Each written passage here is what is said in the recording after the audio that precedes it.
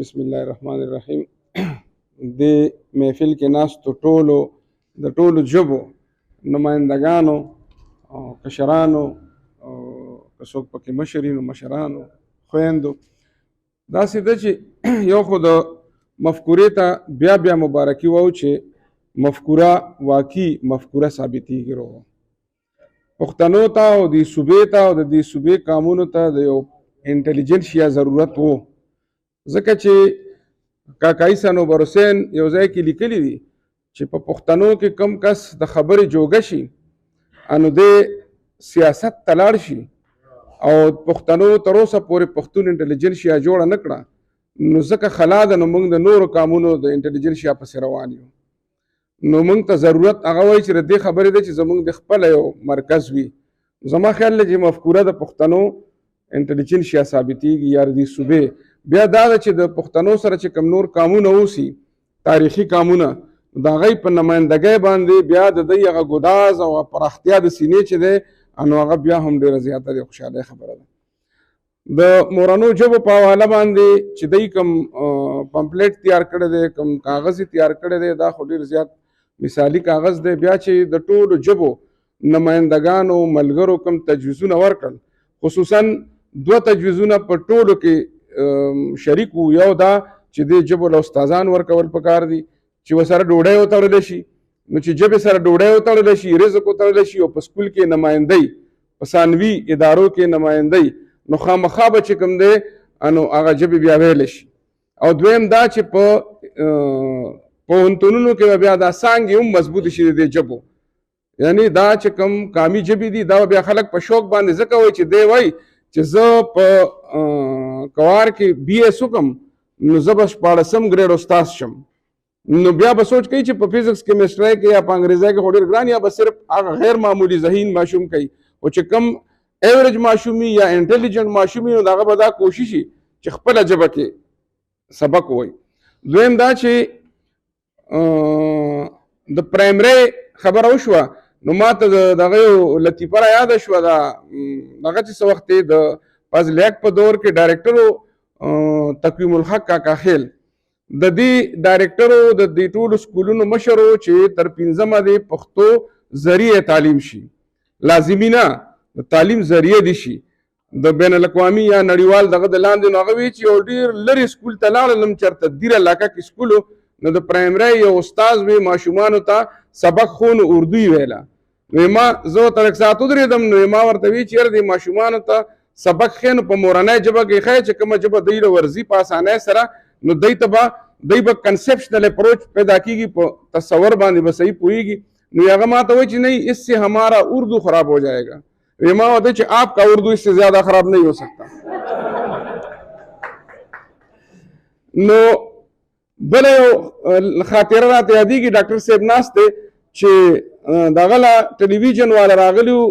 مجذوب صاحب له، نو مجذوب صاحب له انګریزي هم ډېره زیاته ښه ورتله، عربي هم، فارسي هم، اردو هم. هغه ته یې وي چې ستا په کومه ژبه باندې عبور دی، نو هغه ورته ساده غوندې جواب ورکوي پښتو باندې. نو ډاکټر صاحب دی ورته وي چې محب صاحب دی چې دی درته هغه نورې ژبې یادوي، نو هغه ورته دی خو عبور یادوي که نه، دی عبور یادوي. نو عبور ما ته صرف په مورنۍ ژبه حاصل دی. نو ګوره مورنۍ ژبه کې ما یو ځلې د اردو ډپارټمنټ چیرمین ته وی ما دا راته لږ ترجمه که په اردو کې چې زمونږ غوا لنګه شوې وه او نانی ترودله مو وارګه ورکړو، خو هغې راته تندی بوټ کړی و،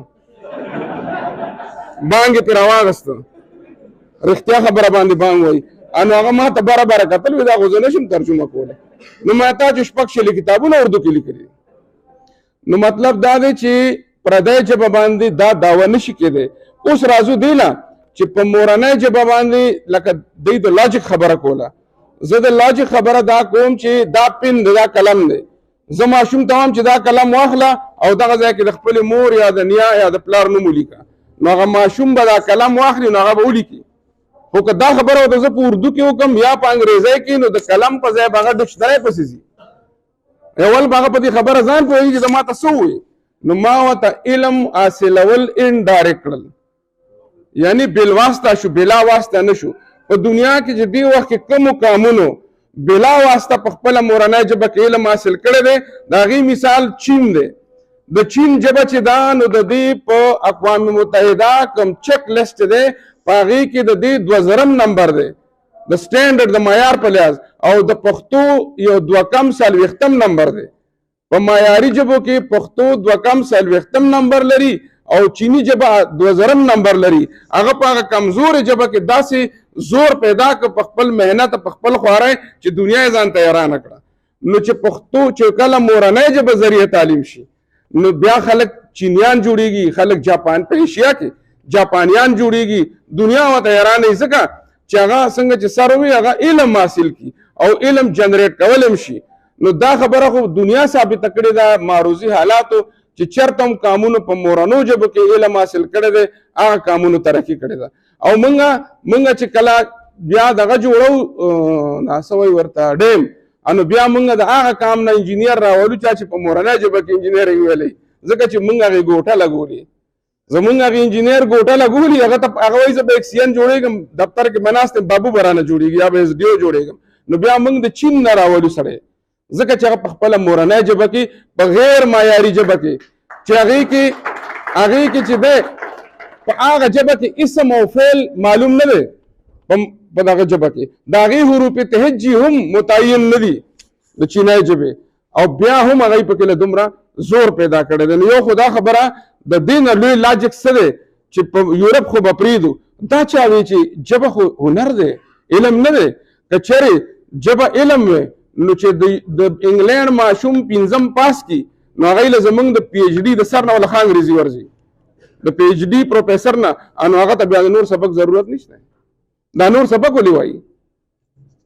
هغه دا نور سبق ولې وایي ځکه چې علم نه ده ژبه خو ژبه ده. نو هر کام ته دا حق دی چې څوک هم یو کام ته وایي چې ته ستا مورنۍ ژبه کې دا صلاحیت نشته استعداد نشته چې ستا امیجینیشن ستا تخیل پکې وده وکړي، ستا تنقیدي بصیرت پکې وده وکړي، ته پکې له محلونه جوړ کړي، ته پکې د غار نه تر محله لړ شي، ته پکې په محل کې ګلونه جوړ کړي. دا د دنیا د ټول نه لوی تشدد دی چې یو قوم یې په بل قوم کوي. د دې نه لوی تشدد په دنیا کې بل نشته چې ته یو قوم ته وایې چې ستا مورنۍ ژبه د دې جوګه نه ده چې ته په دې کې علم حاصل کړي، ستا مورنۍ ژبه د دې جوګه نه ده چې ته په دې کې مخکې لاړ شي، ځکه چې خدای پاک دا فیصله کړي چې د دې ژبې په ذریعه باندې به د امیجینیشن هم مخکې ځي، دی به آرټ او زیبا هنرونه پیدا کوي او دی به چې په فطري انداز کې پیدا کوي. ځکه چې د جبلتونه چې کله تخلیقي عمل کې شاملېږي نو دا به د مورنۍ ژبې په ذریعه شاملېږي. او دویم دا چې کله د تنقیدي بصیرت وده کوي نو دا به په د چې کله مورنۍ ژبه وي دته مخې ته هاډل نه وي، رکاوټ نه وي. نو زما دا خیال دی چې په پاکستان چې جوړېده نو دا هم تخریب شوی دی هم تعمیر یو ملک جوړ شوی دی، تخریب دا چې د دنیا 4 غټ قومونه په منځ والي دي چې کله قومونه والي دي نو داسې ملک جوړ شي چې هغه کثیر القومي ملک وي. نو د هغې د مشرانو دا ذمهواري جوړېږي چې هغوی داسې آیین جوړ کړي چې دغه قامونه د دوی ژبې د دوی فرهنګ د دوی کلتورونه وده وکړي. ځکه به خان عبدالولي خان د نیب د سربراہ په حیث باندې چې چېرته هم تقریر کوو نو دا به وي چې دا پاکستان که چېرې آبادول غواړئ نو دا یو ګلدسته وګڼئ او دا قامونه پکې ګلونه دي، که ګلونه مړاوي شو نو ګلدسته هیڅ حیثیت نه لري. او خان به دا خبره هم کوله چې دا ژبې او دا قامونه چې دي دی له معاشي او معاشرتي مساوات ورکول او ګاونډي ملکونو سره ورورولي جوړول دا نظریه پاکستان دی. زمونږ په خیال وي دا نظریه پاکستان دی چې ګاونډیانو سره ښه ورورولي او په ملک کې سماجي او اقتصادي حقونه ورکول قانون له. زما خیال دی که چېرې 15 کاله مخکې څوک د سړي زوی د پاکستان حکمران شوی وی داسې د سړي زامن راغلی وی چې د څه وخت هم چې د پاکستان دپاره دکه شان فارموله جوړه کړې وی، داسې فارموله جوړه کړې وی چې د دې قومونو دا فرهنګونه دا تهذیبونه دا دې پکې وده وکړي. په دې کې چې کوم صوفیه کرام دي که رحمان بابا دی که بلې شاه بابا دی که مست توکلي دی که شاه بیټایي دی د دوی تعلیمات چونکې په 3 خبرې په مونږ کې مشترک دي، روحانیت، مشرقیت او جغرافیه چې دې جغرافیه کې اوسو د دې دپاره په مورنو ژبو کې کار شوی وی. او زما خیال دی که چېرې په اسلامیه کالج یا پېښور یونیورسټي کې بلې شاه ډپارټمنټ وی، په پنجاب یونیورسټي کې رحمان بابا ډپارټمنټ وی، داسې شاه بټای. نو نن چې دا په زور کم کار خلکو کو په دې 15 کاله کې او دا غزور د وجې نه پاکستان مات شو او اوس هم پته نه لګي چې روغ دی او کروان دی، خدای دې ماتوي نه. نو مطلب دا چې دا به اله کېږي چې د ژبو ته اهمیت ورکړی شي او دا څنګه چې وویل شو چې د نیشنل لینګویجز اتھارټي جوړه کړی شي او دغه چې کومه جوړه شوې ده دا فعال کړی شي او د دې په ذریعه باندې د دې ژبو دپاره د ژبو ماهرین کېنولی شي او دا څومره عمراني علوم چې دي سوشل ساینسز او نیچرل ساینسز دا ترجمه کړی شي تر 12مه پورې او دا چې څومره زر ترجمه شي 15 کاله کې 10 کاله کې به دا ژبې د دې جوګه شي چې دا ذریعه تعلیم شي. او تر 15مه پورې خو دا ډېره د افسوس خبره ده. زما د شاګرد ما ته اوس یو خبره وکړه، وایي چې زه به جنت ته د پښتو سره ځم، یو اسکول ته د پښتو سره نه شو تللی، جنت ته به د پښتو سره ځو. د یو خبره وکړه چې د 5م جماعت ته ښوونکي چې دي استادان هغه اکثریت چې دی نو هم دقه خبره کوي دا چې ما ووي چې اس سے ہمارا اردو خراب ہو جائے گا. نو هغه هم پوهول دي په طریقه چې دا کومه کمیونټي موږ جوړه کړو هغه سره کېناستل به او هغه به پوهولي په دې طریقه باندې د ډایرکټریټ نه به اجازه تخلو او هغه سره به ناسته کوو چې دا ستا ژبه ده، دا ستا د مور ژبه ده چې ته د خپلې مور عزت نشې کولی نو د بل د مور به څه وکړې. لکه لومبی خو به د خپلې مور عزت کوې، چې ته خپلې مورنۍ ژبې سره مینه ونه کوې نو د نه سړي زیه ته به د بل چا څومره عزت وکړې. نو دا په دې خبره باندې دا څه کوم چې داسې یو انګریز به پیدا خبره بس ختموم په دې داسې یو انګریز به پیدا نه کړي چې ته ولې د انګریزۍ خط اوسې او هغه درته وایي چې یاره که دا په پښتو یا اردو کې ما به درته ویلو خو زه په انګریزۍ نه پوهېږم. او داسې په لکونو دلګان پښتانه شته چې ته ولې د پښتو خط اوسې نو درته به وایي چې یاره که دا په انګریزۍ یا اردو کې ما به ویلو زه په پښتو نه پوهېږم. نو و بې خونده سړیه چې ته وایې چې زه په پښتو نه پوهېږم نو ستا مطلب دا دی چې زه په ننګ نه پوهېږم، په غیرت نه پوهېږم، په پت نه پوهېږم، په جرګه نه پوهېږم، په مرکه نه پوهېږم، په ښېګړه نه پوهېږم، د تورسرو په عزت نه پوهېږم، په سړیتوب نه پوهېږم، بلکې په پښتونولۍ نه پوهېږم. ځکه چې پښتو خو کولی هم شي صرف ویلی نه شي. لکه څنګه چې سنسکرت هم کولی شي هغه وایي چې زما سنسکرتي دې خرابه کړه نو دقسې پښتو هم کولی شي. نو زه دا وایم چې کوم سړی دا وایي زه پښتو باندې نه پوهېږم نو دی د هر څه نه انکار کوي. نو دا یو د کمترۍ یو احساس موږ ته اچولی شوی دی د مغلي ذهنیت نه. نو زه دا وایم چې څومره هم موږ د دې پرچار وکړو، څومره هم د سکولونو ته کالجونو ته لاړ شو، دا کمیټي چې جوړه شي دا د سیکټري تعلیم سره به هم ملاویږي، دا وزیر تعلیم سره به هم ملاویږي. که ضرورت وي نو د دې صوبې نور هم چې څوک تړونکي پرانستونکي دي هغوی سره به هم ملاویږو د خپلې ژبې دپاره د خپل قام دپاره. او د دې سره به یو تبلیغي عمل هم شروع کول غواړي، یعنی په سوشل میډیا باندې هم او په سکولونو کالجونو کې هم. ځکه چې زما یو ځلې میټینګ و په یونیورسټۍ طرف نظر راغلی هم په سیکټریټ کې، نو په هغې کې چې دی هغه پرایویټ سیکټري دا تجویز ورله ما ورکړی چې ما یو انګریز به هغه چې دی نو یو ګاډی راوستی و د یورپ نه او هغه به یې د پښتو د کتابونو ډک نو د دې ځای نه به شروع شي لکه دا دیوالو په کوڅو کې به اوازونه کول چې د پښتو کتابونه واخلئ، د پښتو کتابونه تر بلوچستانه به ته واپس به بیا راته د رحمان بابا د خوشحال بابا دا کتابونه به خرڅول. نو ما ورته وی چې تاسو یو موبایل لایبرري جوړې کړئ د سکولونو کې، ځکه چې سکولونو کې لایبرري نشته نو موبایل لایبرري چې هلته ځي او ماشومانو ته موږ کتابونه ولیکو واړه د کیسو کتابونه، د اخلاقیاتو کتابونه، د قامي اتلانو واړه مختصر ډرامګۍ وي پکې لا مختصر نظمونه وي پکې لا او هغه د ماشومانو له ورکړی شي او د استادانو سره ملاو شي چې ماشومانو ته به سبق څنګه ښیي. ځکه چې اکثر ماشومان چې موږ سټډي وکړه سروې نو د فونیټک په حواله باندې ډېره کمزوري وه، یعنی د لفظونو په ادایګۍ باندې. او چې کله ته ماشوم ته ټکه صحیح ادا نه کړې نو هغه یې زده هم هغه شان صحیح نه کړي. لکه ګوره زه وایم که نه لایبې باره کې چې دا زما لور ده د دې بل څه معنی ده، او کوم چې دا زما لور ده د دې بله معنی ده، یعنی د یو بل ضد شو که نه.